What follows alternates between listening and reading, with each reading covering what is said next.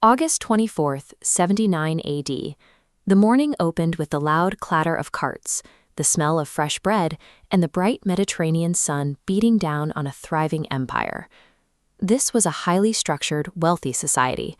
Hot water flowed through an intricate system of lead pipes directly into the public baths. In the elegant domus of the patricians, precisely laid mosaics lined the floors, while vivid, intact red frescoes covered the walls, depicting myths and banquets in brilliant colors. Looming over these sunlit courtyards was a familiar silhouette.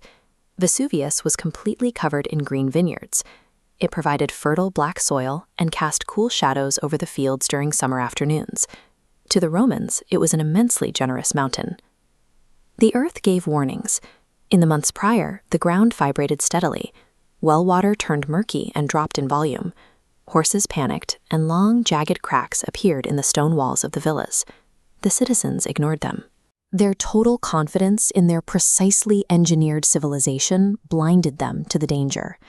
They assumed a strong, wealthy society could simply absorb a few tremors, entirely unaware they were living on the slopes of a dormant weapon. That late morning, the ground let out a deep vibration, followed immediately by a deafening roar. In a single moment, the mountain blew completely open. The clear blue sky disappeared.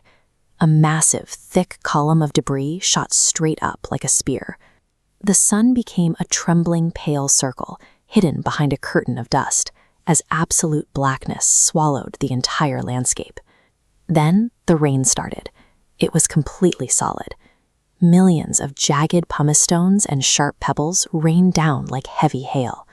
They bounced off the precise pavements, shattered roof tiles, and slowly buckled the heavy wooden beams of the patrician villas under their rapidly accumulating weight.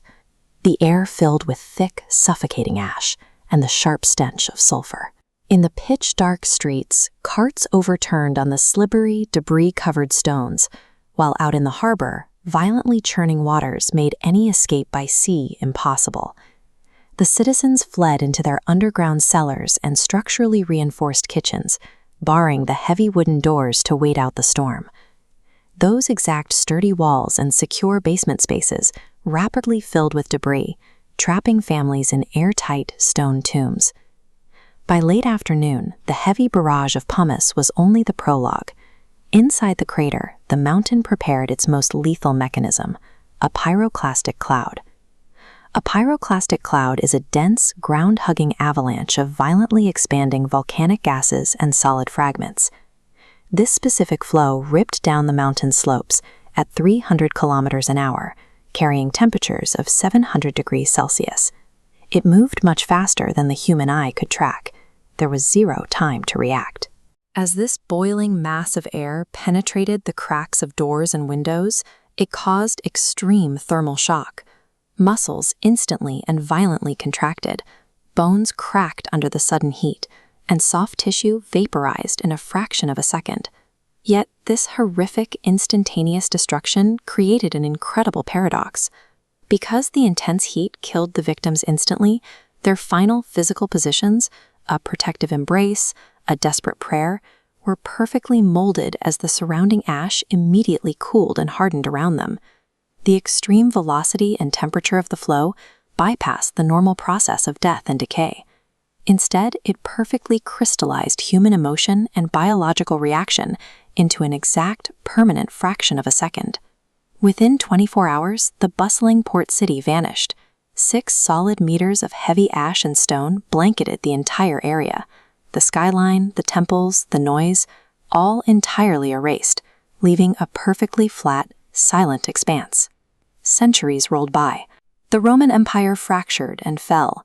New topsoil formed over the volcanic rock, and generations of farmers planted olive trees and green vines, entirely unaware that their roots were wrapping around ancient statues and buried streets. In the 18th century, laborers digging a water canal hit something strange. Deep inside the trench walls, entirely out of place in the dark dirt, they struck a Roman coin, then a fresco, and finally an intact amphora. The very catastrophe that unleashed hell upon Pompeii is exactly what locked it away in a vacuum-sealed vault, protecting its colors, its architecture, and its people from the slow rot of time. As archaeologists carefully dug through the hardened ash, they found strange, human-sized air pockets. One researcher poured liquid plaster directly into these empty voids, letting it set before clearing away the dirt. The dirt fell away to reveal perfect three-dimensional casts of the dead. Not skeletons, but exact physical impressions of a mother shielding her child, a man covering his mouth, and bodies clutching in absolute terror. Most historical ruins offer us empty stone foundations and quiet columns, forcing us to imagine the lives that occupied them. Pompeii leaves the actual human beings entirely intact, locking us into their final, desperate moments. Those men and women went about their morning, washing clothes, baking bread, and arguing over prices. They had zero warning that their vibrant, secure reality would expire by nightfall.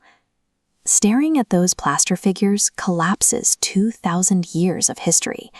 It forces us to look squarely at the absolute fragility of our own daily routines and demands we recognize how quickly the present moment can disappear.